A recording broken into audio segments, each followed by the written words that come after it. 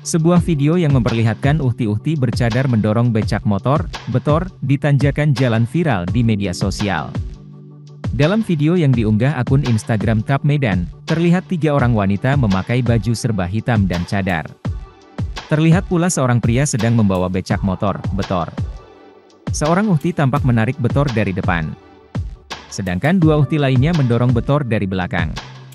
Dalam narasi unggahan disebut peristiwa terjadi di Labuhan Batu Selatan, Sumatera Utara. Video uhti-uhti bercadar mendorong betor di tanjakan mendapat komentar dari warganet. Banyak dari warganet yang memuji mereka.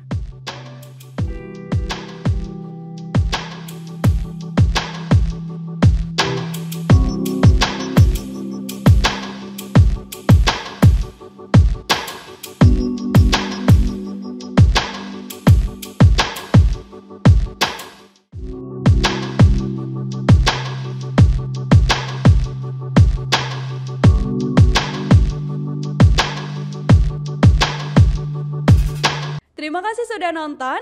Jangan lupa like, subscribe, dan share ya.